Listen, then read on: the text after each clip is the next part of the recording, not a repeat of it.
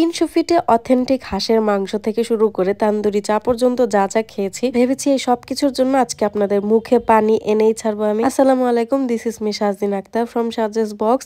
সেদিন দুপুর গিয়েছিলাম নিউ মার্কেটে টুকটাক কিছু কেনাকাটার জন্য। পূর্ণিমা শাড়ি ঘরের অনেক গল্প শুনেছি, তাই সেদিন গিয়েছিলাম। বাট এত প্রাইস অনলাইনের মতো আসলে না, অফার ছাড়া অন্যান্য দিন গেলে কম প্রাইসে আসলে ওনারা ছাড়ে না ড্রেসগুলা। নিউ মার্কেট থেকে সোজা গিয়েছিলাম 300 ফিট নীলা মার্কেটে হাঁসের মাংস খাওয়ার জন্য। তারপর এই হোটেলটায় বসি, বাট এই হোটেলের কোনো নাম লেখা ছিল না। পুলিশের অভিযানের কারণে তারা সাইনবোর্ড খুলে রেখেছিল। ভিডিও শেষের দিকে আমি তাদের কার্ডটা দেখিয়ে দিব। এই দোকানে এসে আমরা ফার্স্টে হাঁসের মাংসের সাথে আর কি অর্ডার করব সেটাই দেখছিলাম। এখানে অনেক রকমের কাবাব ছিল, আমরা এখান থেকে চিকেন আফগানি কাবাবটা অর্ডার করি। এখানে অনেক প্রকারের শিক কাবাব দেখা যাচ্ছিল, বাট এগুলো অর্ডার দেওয়া হয় নাই।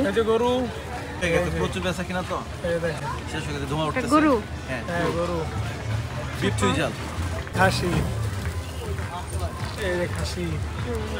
হান্ডির ভেতরে এই গরু খাসির ঝোল দেখে আমারও খুব লোভ লেগেছিল। ইভেন ভিডিও এডিট করতে করতেও আমার জিভে পানি এসে পড়েছে। যাই হোক, এখানে একজন আন্টি কন্টিনিউয়াসলি চাপড়ি বানিয়ে যাচ্ছিল। এই চাপড়িগুলো অনেক মুচমুচে হয়, আর এই হচ্ছে সেই কাঙ্ক্ষিত হাঁসের মাংস যেখানে রসুন সহ ছিল। আর এটা হচ্ছে রুমাল রুটি, রুমালের মতো পাতলা ভাঁজ করে বানানো হয় বলে এটাকে রুমাল রুটি বলা হয়। দেখতে দেখতে আমাদের হাঁসের মাংস চলে আসছে উইথ আস্ত রসুন। এর আগে আমরা 300 ফিটে নানা ভাইয়ের চাপড়ি খেয়েছিলাম, সেই চাপড়িটা বেশি একটা ভালো ছিল না, যার কারণে এবার আমি অ্যাভয়েড করেছিলাম। বাট এখানকার চাপড়িটা আসলেও ক্রিস্পি ছিল, সাথে রুমাল রুটিটাও অনেক মজা ছিল। এই প্লেটের প্রাইস হচ্ছে 250 টাকা। এখানে একটা গলা আছে, একটা ঠ্যাং আছে, লেগ পিস, এখানে একটা কি জানি পার্ট, আমি জানি না। এই যে কয়টা দিছে, 5টা টুকরা আর একটা আস্ত রসুন দিছে। এটা প্রাইস 250 টাকা না, 250 টাকা। থুকু, আমি একটা ভুল বলেছি, 5টা টুকরা না 6টা টুকরা আর একটা আস্ত রসুন ছিল।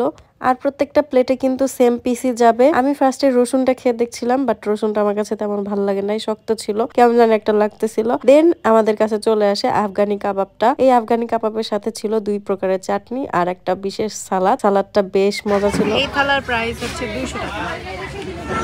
চিকেন আফগানি কাবাব, আচ্ছা এই জায়গায় পাতাকপি, শসা, গাজর।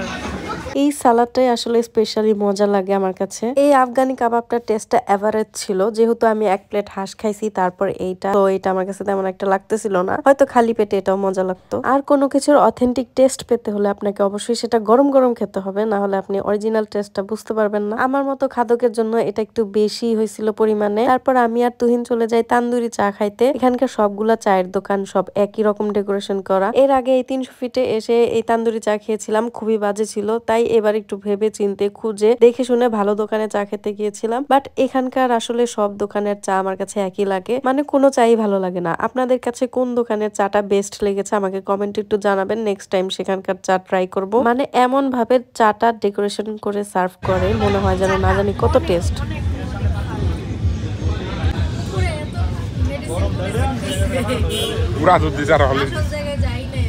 যাই হোক, এটা ছিল সেই হাঁসের দোকানের অ্যাড্রেস। আপনারা স্ক্রিনশট নিয়ে এখানে চলে আসতে পারেন। হাঁসটা ভালোই ছিল। খাবার দাবার শেষ করে যখন আমরা গাড়িতে উঠে পড়ি তখন দেখি আমি আমার ব্যাগটাই নিয়ে আসি নাই। গাড়িও ছেড়ে দিছিল, তখন আমি গাড়ি থামায় দেখি যে যেখানে ব্যাগ রেখেছিলাম ঠিক সেখানে আছে। সেখান থেকে ব্যাগটা নিয়ে আমরা বাসায় চলে আসি। আজকে এই পর্যন্তই, আল্লাহ হাফেজ।